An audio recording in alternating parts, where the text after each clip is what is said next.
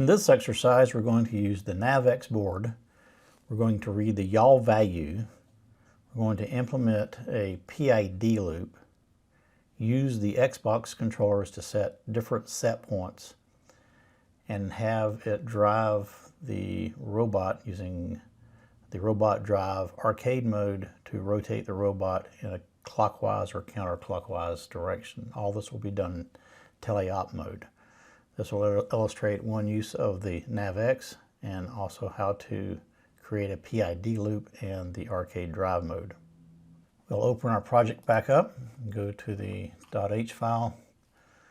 We have to add the new type of PID controller class.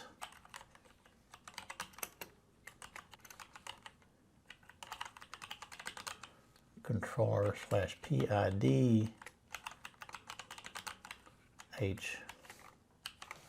That's the include for the PID controller class with a newer version in the FRC2 namespace.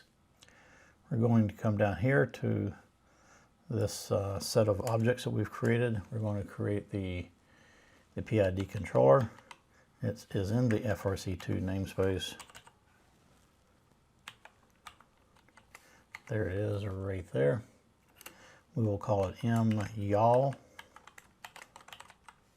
Yaw.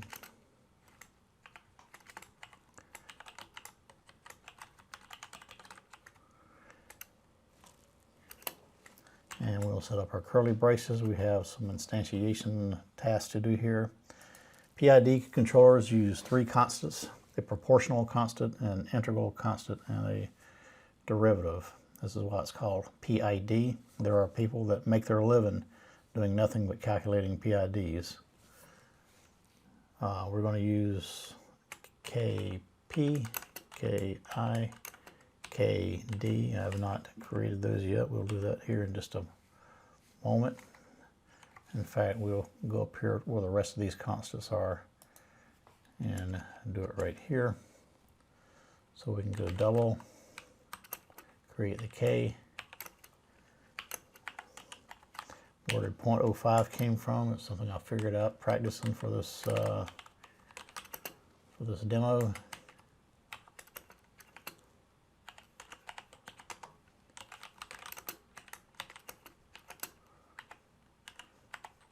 I generally recommend you start out with some KP value, maybe a 1 and an I and a D, typically of 0 at least in the start until you start tuning the system. We'll go to the bottom here and add a few more variables. This is the variable that we'll use to store the result of the PID calculations. We want to we're going to probe around into the speed controllers and see what kind of values are landing there. So let's just take a look at that. We're going to get these two values here. I'll call it left side and right side. This is going to be for some ways to get some information out so we can help understand what's going on. So we've declared some variables. We have our constants up here. We're instantiating our PID controller. Let's save that. We're going to go to our CPP file. We're going to do this in the teleop mode, so let's go to a init.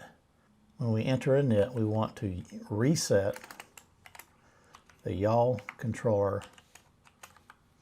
There's a set of internal variables that maintains while it continues to do its calculations, and we want to get to a known state before we start.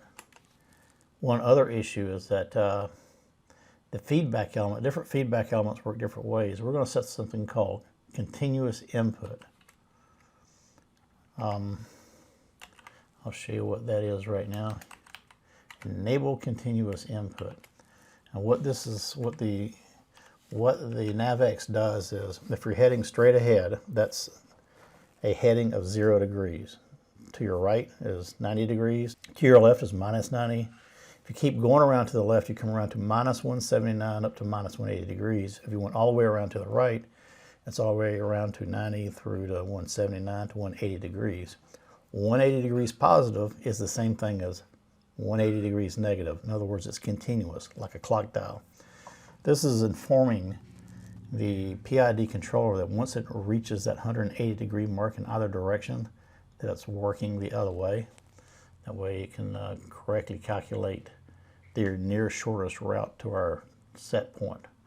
So the range will be 180 degrees to 180. And that's our initialization, where we reset the calculations in the controller and make sure that it knows that it's continuous input. Here we've already gotten the yaw. I'll put this code in the thinking area. So let's get a PID output. This is going to be where we store the value of the PID calculation.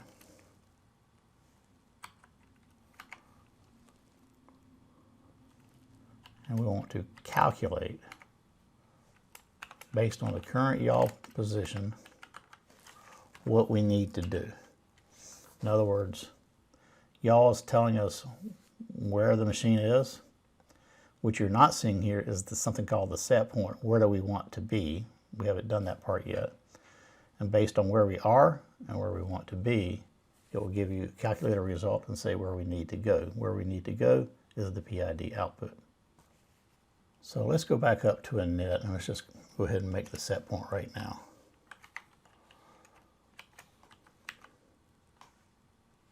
Set point, set point 0.0. In other words, we just want to point straight ahead. We're back down here to the thinking area. What do we want to do? We have the output. In an earlier exercise, we used the clamp. We're going to clamp this one too to just limit its range.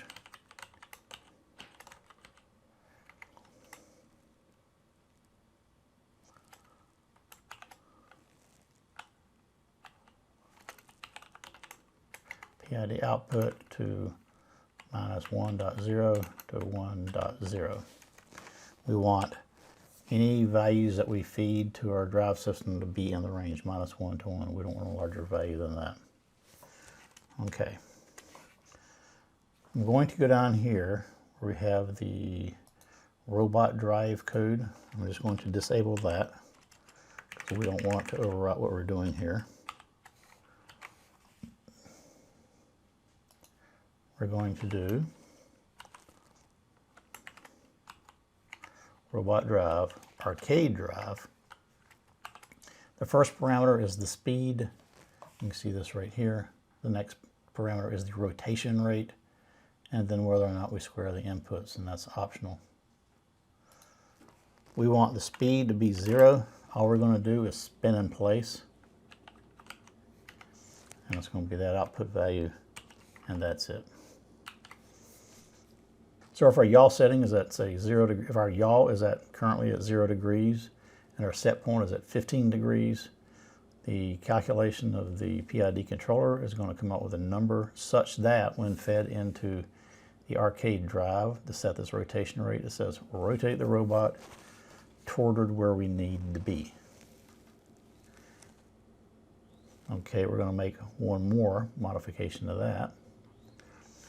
Use the 4 buttons, the A, B, X, Y buttons, to create variable set points. So if we have the BY button, we're going to make the set point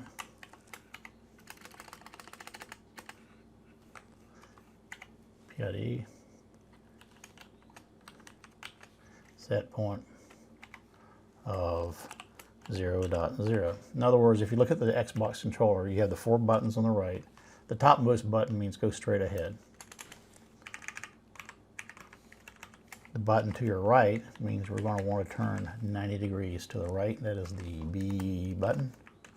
Let's go 90 degrees to your right. If you press the button to your left, that's the BX button. The X button. We want to turn 90 degrees to the left. So it'll be minus 90. And if it's the bottom button, that's the A button. We're going to go to 180 degrees. Just to be careful, I'm going to do it 1.799 degrees. There you go.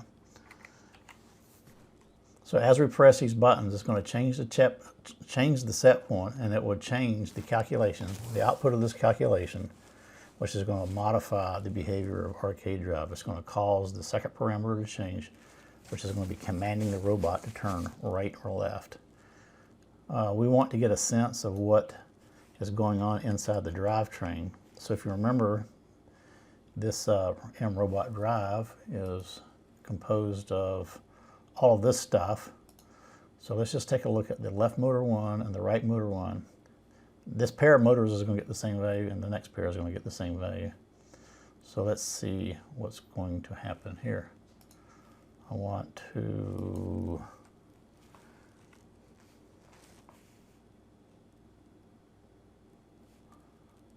I forgot the variable name. Let's go take a look. Left side, right side. There you go. So left side is going to be equal to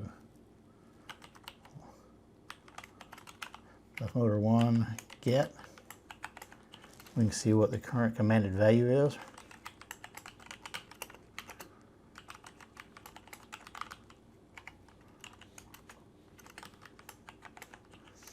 We have those two values, left side, right side. All we're doing here is asking the motor controllers, what did we tell you? What's flowing down through all this stuff, down through the speed controllers and down to the bottom? And we're going to take that value and we're going to print it out along with our yaw value.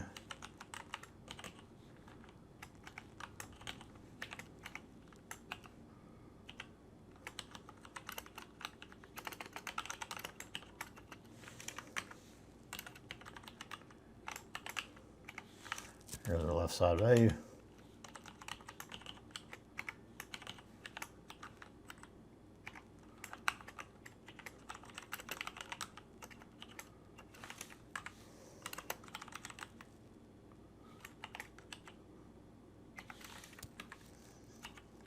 And for fun, let's go ahead and print out the PID output value.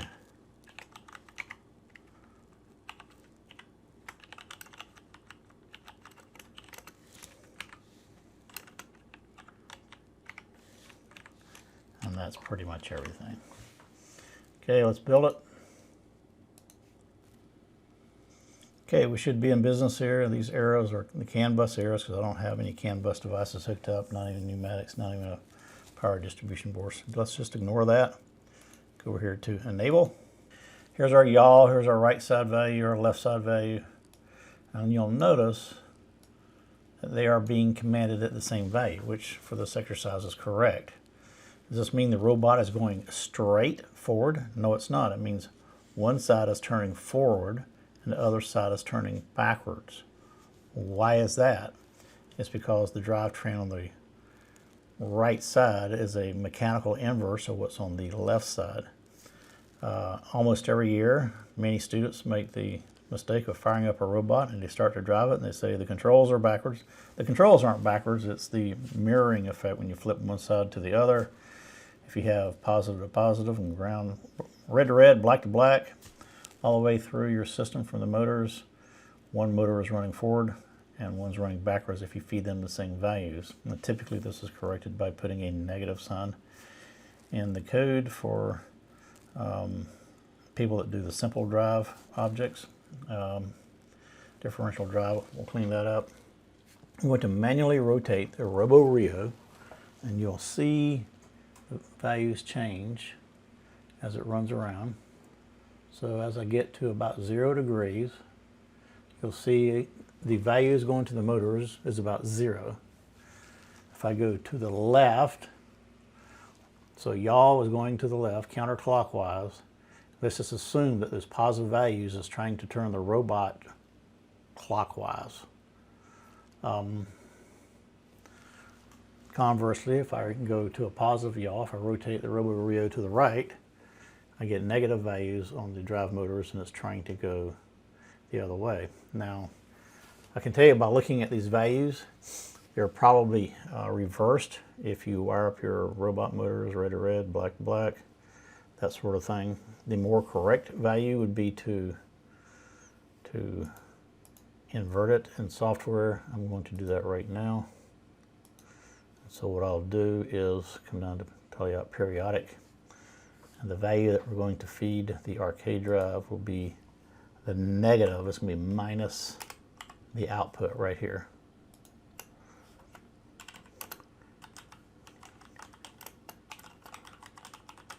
I'm inverting that behavior with that one little character, which is a whole lot easier than rewiring a robot. We have code on the robot. We're going to go back and enable it, and these signs should flip and track together now. So if I go to the right, everything's positive. Go to the left, everything starts turning negative. I believe that's the correct orientation, because if I'm yawing left, I want the left side motor to be feeding a negative value to the speed controllers, which is going to make the left side go forward. And a negative number on the right side is going to make the right side go backwards, which means the robot's going to turn clockwise to correct for that 15-degree yaw error that we see right here. Now, I'm going to make the left and right side motor commands change value, the PID output change, by pressing the B button on the Xbox controller. Let's see if that works. And it did. It's commanding the robot to turn to the right fairly aggressively. I'm going to press the X button. You see the signs on the left and right side change. It's commanding it to go the other way. And I hit the A button. It probably doesn't care one way or the other. It just wants to get there. So I'm going to spin it 180 degrees and see if I can get to where I need to be. This thing should be, there you go. That's the 180 degree mark. I just spun the Robo Rio 180 degrees down to the 6 o'clock position. I'll click the A button and start heading back home on this thing. I'll yaw 0 degrees, and the output should go to 0. There you go, right there. There's our 0, and the robot just spun. So we just created an exercise just by pressing the A, B, and X, Y buttons. The robot will turn to the points of the compass: north, south, east, west, and it will just spin like a top in the floor. And that is how you do a NavX arcade drive, partial arcade drive, PID loops and buttons, and otherwise have fun. And all this exercise, we didn't need a robot to do it. We just need a powered up Robo Rio and a power supply that run the Robo Rio and an NavX board on it. That's about it.